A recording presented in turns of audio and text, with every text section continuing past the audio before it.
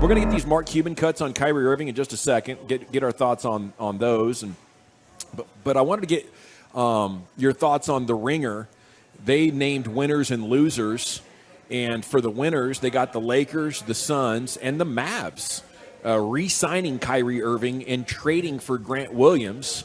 And I hadn't thought of it as far as retaining Kyrie Irving, but maybe we should give him more credit for that. And, they got one of the best players in the game to re-sign here without much of a debate. Yeah, for sure. And a lot of people criticized him because they were like, hey, there's a lack of market here. Not many other teams are getting involved. Did you have to go as far as you did?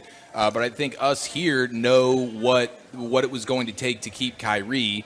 He's still one of the top flight players. He's not going to take a huge discount, but you did get him at less than what he could have gotten. Like 80% yeah, market. Yeah. So, I consider that to be a win. And when they made the trade for him, I think in their mind, they were hell-bent on making sure Kyrie was more than just a quarter-season rental.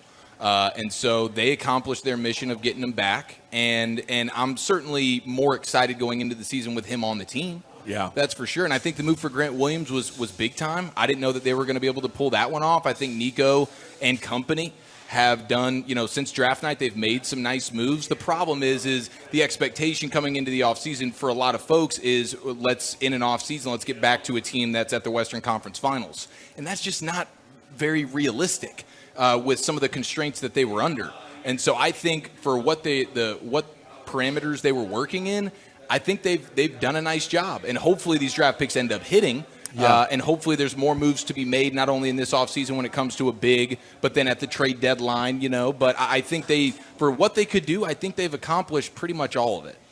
Brian, what do you say? Yeah, to me, I don't want them to waste the talents of Kyrie and Luka. No question. I'm excited about, especially going out and watching the Mavs. With Kyrie, watching him play live, watching him and how his teammates interact with him, he was everything he needed to be to get his career going back on the right path, where people weren't talking about off the court. They were talking about, hey, this is what he can do on a nightly basis with the Mavs.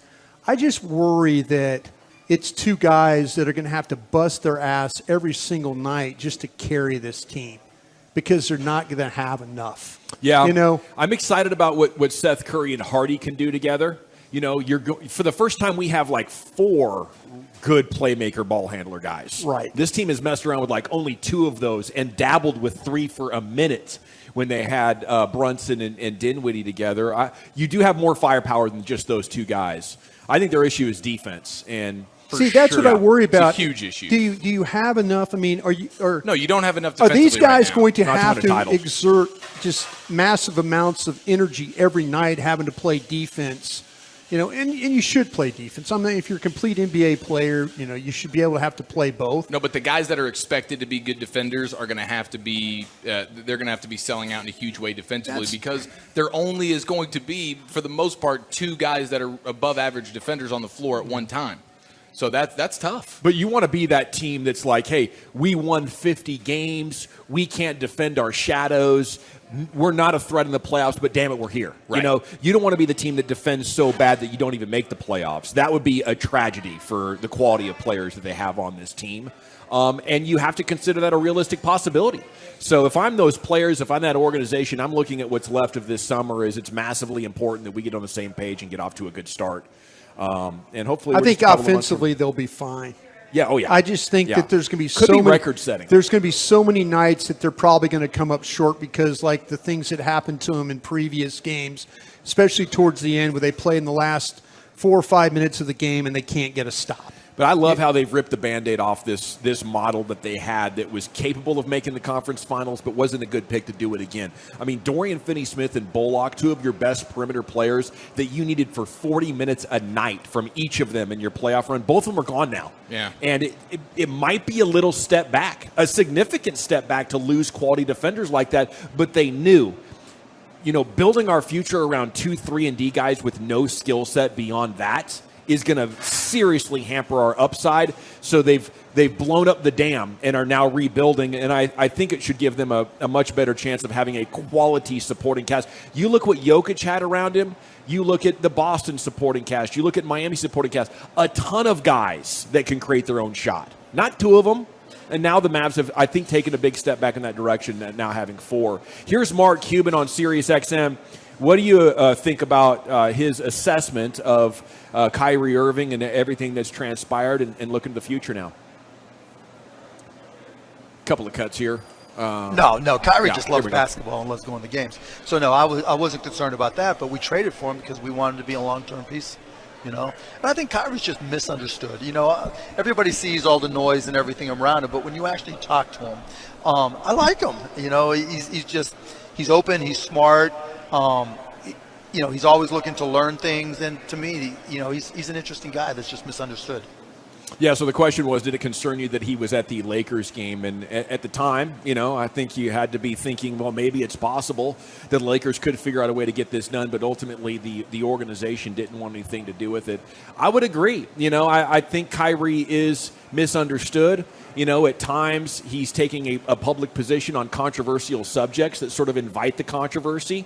And certainly that part of, the Kyrie reaction wasn't a misunderstanding. But a lot of times he's just talking and giving his honest thoughts and opinions on stuff. And there's maybe an abrasiveness to his honesty for some people. And there's a matter-of-factness about the way that he talks about things that I think rub people the wrong way. Because of how honest and forthcoming he is with his conversation. But I think a lot of that is just a misunderstanding. And you can see, in how his relationships are with several people in the league, that he's obviously a pretty dang respectable guy. Yeah, I think in an era gone by, he might have been more accepted. Yeah. But in an era as we play in today, with the way that people are very mindful of your approach to this or your approach to that or what you think, we look at these athletes, actors, whoever, as they say things, and it's like, we talked about yesterday, the cancel cultures and things like that maybe in a time gone by, being honest was the right thing. People could respect the differences. People could understand the differences, whereas today it's a little bit tougher. Like, you can't say that. Yeah, you can't say that. Yeah. You can't think that. You can't say that. And that's just the times that we live in now. But back then, athletes can kind of say things and get away with it, and it not be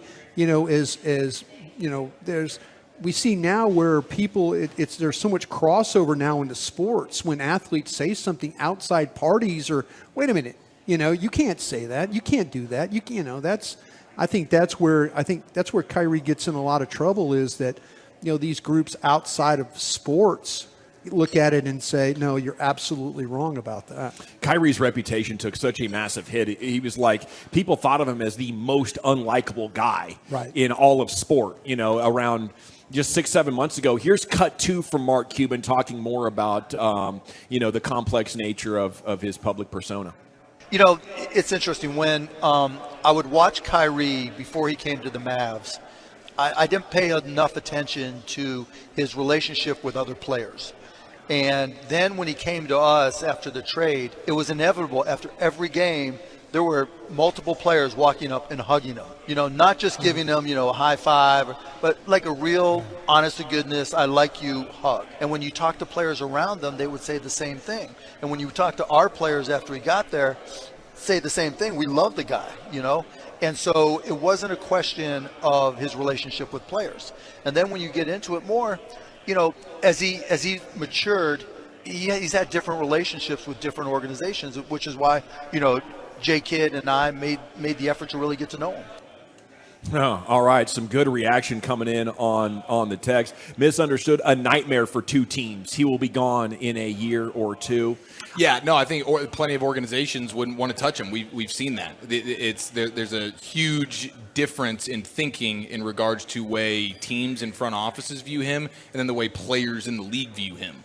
A ton of players like him, but when he was just available, no team was really doing much sniffing around. So there's a lot not to like from one perspective. But I do think it's interesting that the players, because most of the time it's like, I just want you, at the very least, I need my teammates to show up. Don't you and think for a time we were wondering that about Kyrie, but despite that, the players and former teammates, Durant still wants to play with them. Yeah. LeBron is still like, hey, I would love for him to be here in LA. So Yeah. players do like him, despite the fact that there were times where we wondered, is he going to play tonight? Yeah, I think that's a really good point. Don't you think though that there would have been a market if there were contenders with cap space, and if a sign and trade was possible without it costing Kyrie Irving $20 million? I do think it absolutely would have changed things. But a guy with his talent, Yeah. without the other stuff, I think a team forces their way into salary cap gymnastics, whatever they got to do to bring him here. But the market was certainly not what it would usually be. That's fair.